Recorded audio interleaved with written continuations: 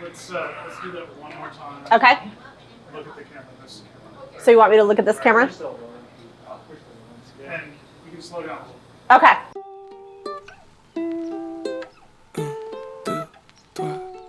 Hi, my name's Christine Clemmons. I'm the Regional Manager of Frederick Wildman Sons. We are a fine wine import company based out of New York City. I've been with Frederick Wildman Sons for 7 years now. Before that, I cut my teeth at Glazier's as a sales rep. In fact, calling on one of the top accounts in Dallas, which is Chocolate Secrets, right here. Growing up for 13 years in Anchorage, Alaska, we didn't have a lot of exposure to wine. We mainly have a lot of fruit wines up there from the natural blueberries and strawberries that are produced in the area. So moving to Texas, that's when I really got to learn about wine. There's a lot of top sommeliers down here, and Texas knows where it's at. I would consider myself a certified somm. I've taken courses through the International Sommelier Guild and also through the Wine and Spirits Trust. I have a history with wine here. It's my passion. In fact, in college at the University of North Texas, I found my calling with wine through our beverage survey course in my senior year of college. So I had senioritis. So I went back after college and I got certified through the International Sommelier Guild, and then I continued on with my WSET certifications. So wine is on the map here. And I'm not just talking about Texas wine, I'm talking about all wines from around the world. Today we're going to be discussing some really fun wines, 2 from France, 1 from Argentina. The first one being our very elegant and sophisticated Chateau Fouissé Tête de Cru. Now this wine is from Burgundy, specifically the village of Fouissé, and it is incredible. The next wine we're going to be talking about is from Alsace, France. It's from the family Hugel. They've been around for over 370 years and they have so much history packed in to their winery, it's going to blow your mind. And the next wine we'll be featuring is our Luigi Bosca Malbec. This one is going to be from Mendoza, Argentina. Family owned and operated since 1919, all estate fruit, absolutely delicious and divine. So today we're really excited to talk about the characteristics of wine pairings and all things wine we're going to cover today. And I really hope you enjoy today's conversations.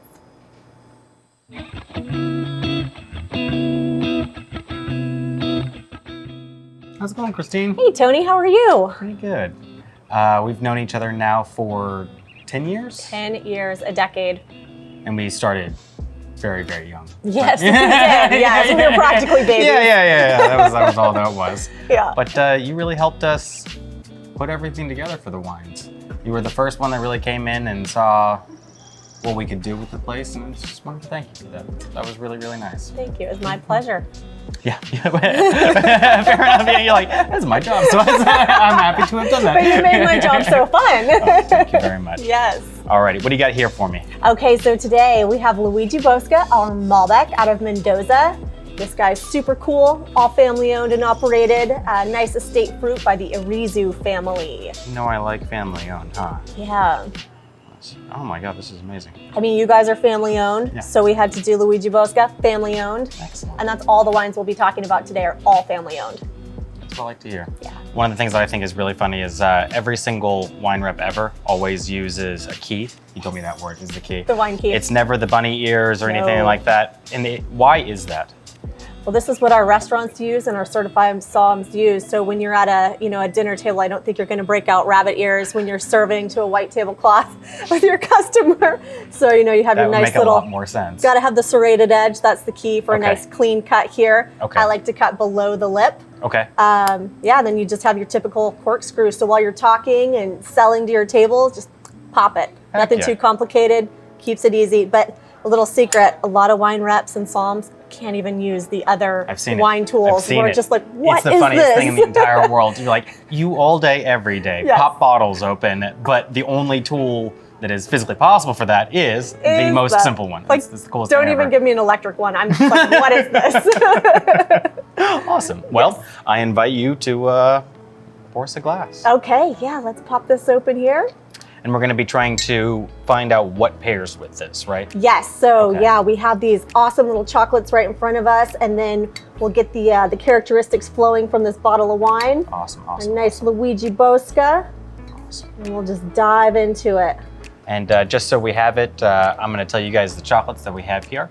This one here with the dark black speckles and the white background is going to be our Madagascan bourbon vanilla. The red maroon piece here with a nice bright splatter on top of it, almost like a fiery chili, is our ANCHO chili. We're gonna have this piece here, which is gonna have really, that's our attempted pumpkin as the color. And then you've got a little nice green splatter on top of it to make up the vine. It's gonna be our pumpkin spice. And then right here, we've got another spice. It's the Texas spicy pecan though.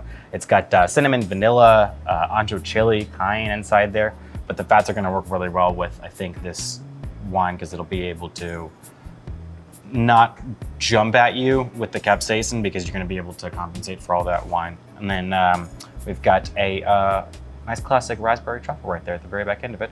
And the centerpiece is gonna be our most popular one in the whole darn store. I'm sure we've had several together, as the Mini. sea salt caramel. Yes. All right, let me pour you a glass here. Please. All right, Luigi Bosca Malbec. Look at that rich color. Okay, you turned it. Why do you turn it? So I don't spill everywhere and create a crime scene. Oh, that's really, really nice. Yeah. There we Awesome, go. awesome. Alrighty, I'm gonna leap right in. Okay. And then we spin this guy round and round. Yeah, we got to in order aerate it a little bit, let it open up. You know, it's kind of tight in the bottle, a little shy. And then what do you prefer? Is it, I've heard people say that you're looking for legs, and I've heard people that they're looking for tears. Yeah, legs, tears, it's the alcohol content. Okay. So that's really what we're focusing on with the legs. So anything that goes and runs real fast is gonna be really high alcohol. Right. So anything that goes slow is gonna be. Think of like one of the ports that you carry here. Heck yeah. Big, thick, juicy legs, Heck yeah. sliding down the glass. Awesome. Makes me feel fancier too. Yeah, this one's only 14% alcohol, so you're Oh. not gonna, yeah, and it makes me feel fancy too. Especially when you like sniff Especially it. bury the nose inside of it. Buried in. Oh yeah, you get that nice little spice. And I've heard that how much of taste is actually in the smell? You know, it varies. It varies on the grape varietal. Okay. There's some wines, specifically like white wines, you can just get this like crazy bouquet right up front and then you'll drink it and you're like, oh, that wasn't as crazy as I thought it was going to be. So it just depends. Okay. Yeah. So try more wine. And it That's also the best depends, way. like, are you having allergies today? What are you eating today? Like, what country are you in? Kind of varies. What's the Nice. altitude? Even the altitude will change it? Oh yeah, I had a bottle of Luigi Bosca when we were over in Breckenridge, Colorado. Tasted completely different than it did here in Texas. And I'm sure that had a lot to do with me and the altitude. Okay. But yeah, it was just different. Yeah. Learn something new every day, don't you? Oh yeah, This guy sells so well for us too. It's ridiculous. awesome. And then of course too, a lot of people like to hold it, you know, by the stem here, or if you want to get really fancy and geeky, hold it by the base. By the base? Okay. Oh yeah, like when you're at a wine party, look Fancy cool. and geeky. Yeah, Yes. Heck yeah. But yeah, I mean, the main reason is you don't want your fingerprints all over the glass. That looks gross. And then you don't want to mess with the temperature of the wine. So yeah, your hands will obviously warm up the wine. That's So awesome. Just keep it down here. I always wondered, I thought it was like a security thing because you always see people holding them almost like a goblet and you're like, yeah, that's this person really needs to make sure that they're not tipping over too much. Exactly. But as for the fingerprints? Oh yeah. Okay, well, that makes me sound a lot smarter when I get to a party next time. Like actually the reason why is for, it's heat a lot, but fingerprints Right, you don't want. You fingerprints. couldn't possibly Gross. imagine. Oh my goodness. This is awesome. Okay, so this guy's a Malbec, but let's say I go to a restaurant and I tell them I like red wine. Yeah. How am I figuring out what it is that I'm actually going to be supposed to be ordering? So the first thing that your sommelier or whoever is taking care of the table is going to ask, all right, so what food did you pick out? Are you going to be having a fish? If Okay. so, you'll probably do that with like more of a Pinot Noir or a white wine. Are you going to be having a steak? This Malbec would be awesome with that steak Okay. because the fattiness of the steak is going to stand up to the body of this Malbec. So That exact thing happens in the chocolates. Like whenever we're looking for something super heavy, it's always got to be like a touch more on the like creamy, fattier side of one of the chocolates. Right. So it's just like the heaviness of something has to pair up with the heaviness. I guess that's yeah, heavy and heavy, you know, light and light. Absolutely, same with the chocolates too. Now, a lot of restaurants, just touching upon all the great varietals, there's restaurants, especially in Dallas, that have pages and pages of Cabernet Sauvignon, specifically from California. So Malbec is always in the category of popular red wines. So you have your Cabs, you have your Merlots, the Pinot Noirs, the Malbecs, the Syrahs of the world. Okay. And of course your red blends, which are very popular too. And those are the top. Those are like the top, go-tos for sure. Okay. Now, of course, there's Dallas is pretty high tier when it comes to their wine list. I mean, you look across the street at Homewood and their list is super geeky and awesome. Really great. And so they're gonna have more obscure varietals. Also, now there's some Malbecs that are so jammy and so extracted, but Luigi Bosca, they really like to focus on more food-friendly and approachable style of wine. Okay. So yeah, not too high in acid, not too jammy. It's not gonna like rip the enamel off your teeth. It's going to be just gorgeous and elegant and classic for the Malbec varietal. And you said this one sits like right there halfway in the middle of the spectrum, so you can kind of find more things to pair along with it. Yes. Okay. Yeah. Well, then that is why we have these ones. Okay. Now I get to tell you about my thingies. Yeah, please. Alrighty, so I'm light with light or whatever. We're gonna start with something on the really, really, really light side. I'm betting this vanilla, given that you said vanilla earlier, it's gonna go pretty well with this. And we'll find out.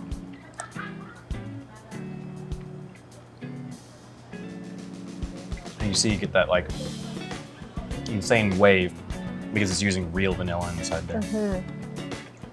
And you get to like jump all over the place. And we're trying to use these guys to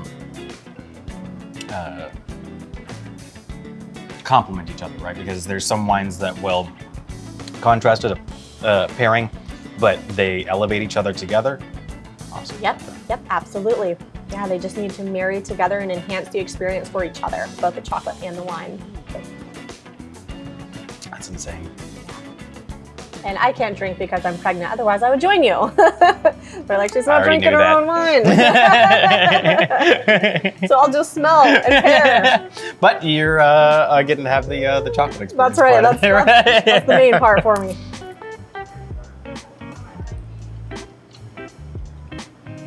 And now, not to be rude, I'm showing him. Yeah.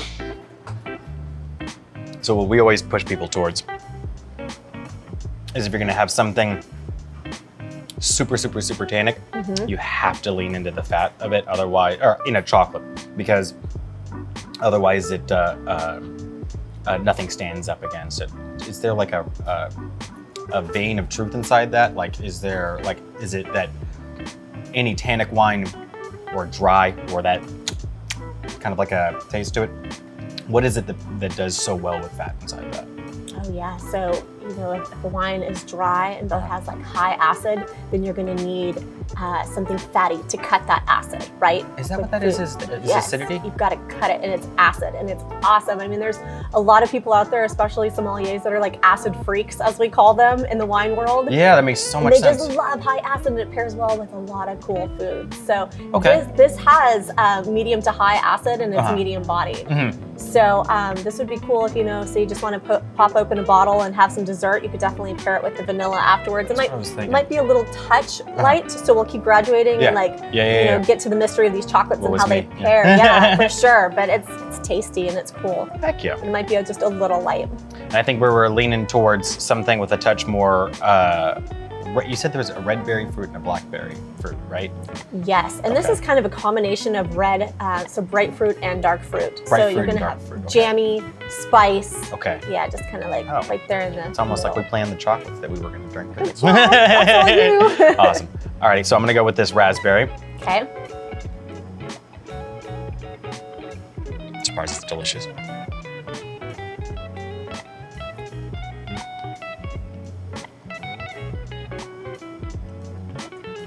Too big of a bite. We got the smart part. Take a little nibble off of it. Let me not chew for 35 minutes instead of my lipstick. Yeah. Brilliant. Okay. Oh yeah, see that's bright red fruit. That's cool. This is going to be a little more on the darker side for fruit, but it could play off nicely with each other. Yeah. Do you think cocoa bean is okay, I'm gonna say this and I'm gonna ask to double check it, but did you know that cocoa bean is a fruit? I did not know that. Yeah. That's Yeah, awesome. you're basically having vitamins. That's just science. I need that. That's just science. I love it. That's cool. And this is the dark chocolate, right? Excellent. So you get that little touch of bitterness too. I'm dancing with that. Love that. I like it that that because it does have a halfway point between the two, it lends itself to the brightness of the raspberry, which it's not trying to yell at you like, oh, hey, I'm a summer breeze or anything. It's still allowing you to have like the I'm gonna use a word and hope that it's right, the heavy body of the dark chocolate that goes along with the mediumness of this. So it's like a halfway point between the two, and then this one sits there right in the middle to jump back and forth between it. That's a cool dance that they're playing along. I like that. It's awesome. Alrighty, and then we said, I think something about spice. Now, between like a spiced dish, like you walk in and it's like nutmeg and coriander, or is that spice, when I read it on like a wine list, something closer to like a cayenne pepper or like a Tabasco? You know, that would probably be like a little lesser of the two, I would say. Okay, yeah. Okay, cool. So then that's why we're gonna try with the pumpkin spice, which has nutmeg in it. Exciting, fall's coming. I know, I'm so excited. Texas.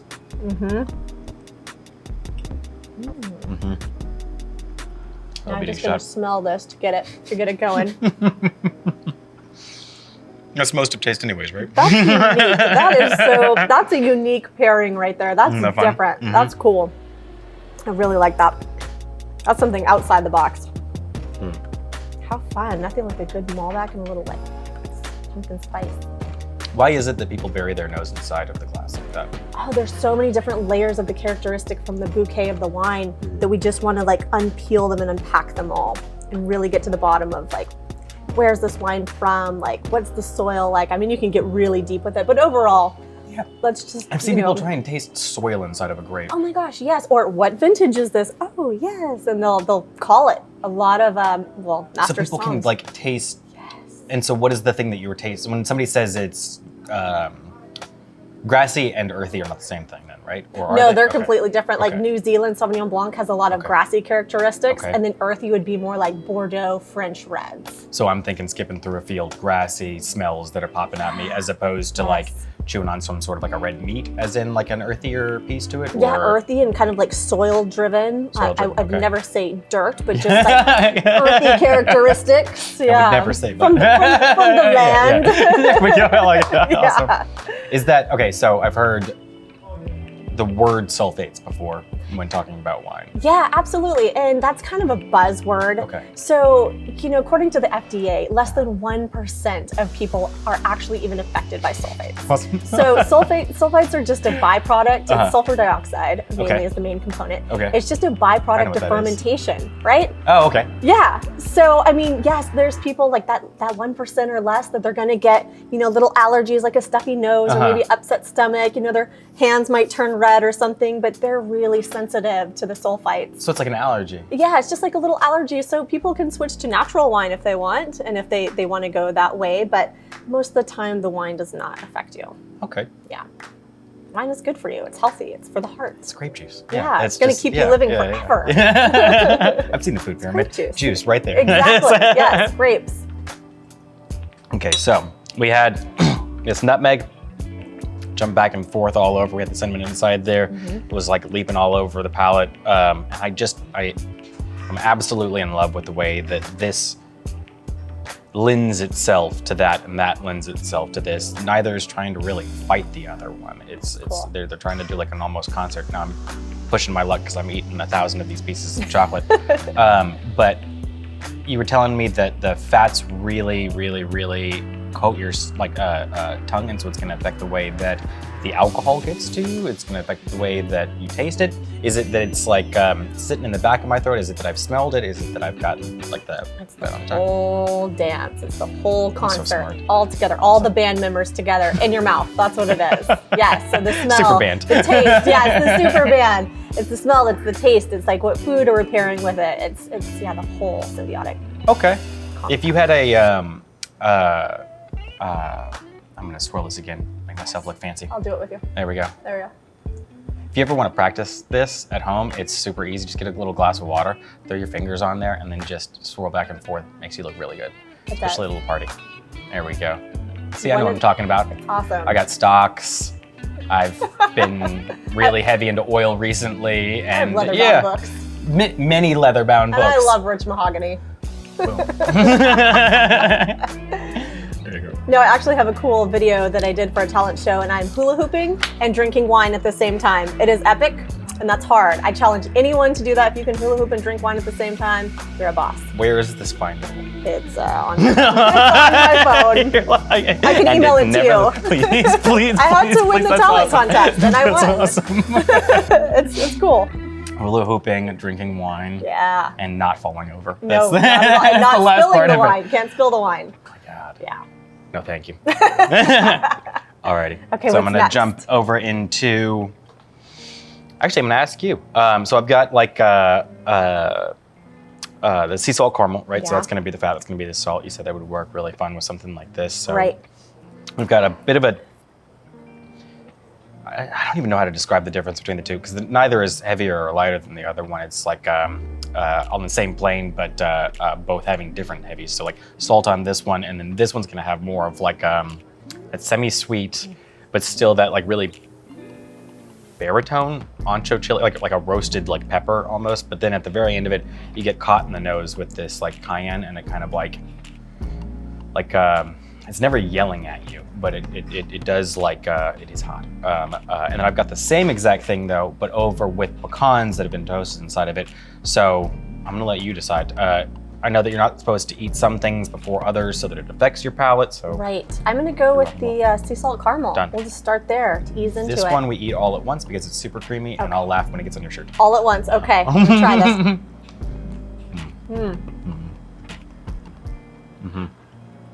My Every favorite.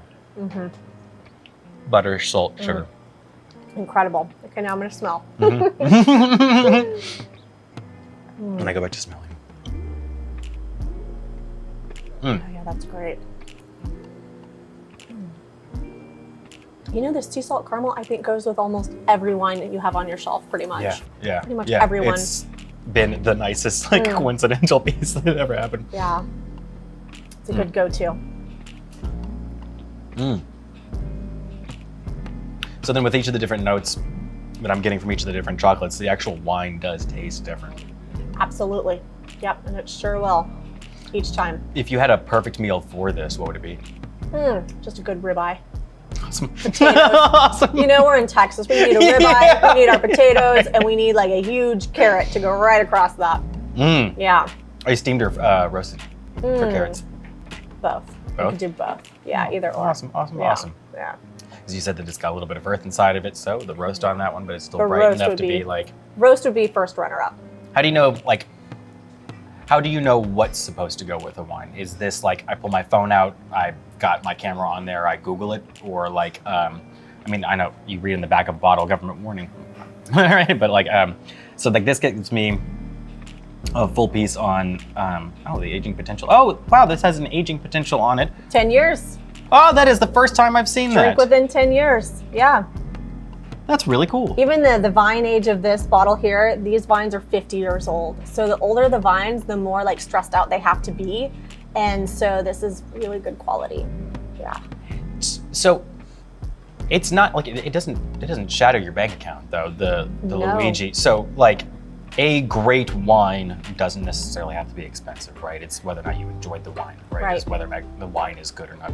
The sweet spot for America right now, especially due to the pandemic, is actually $14.99. That's like all day, every day. Yeah. That's what we do a lot of. Yeah. And it's awesome because there, you know, I have friends That's across too. the entire.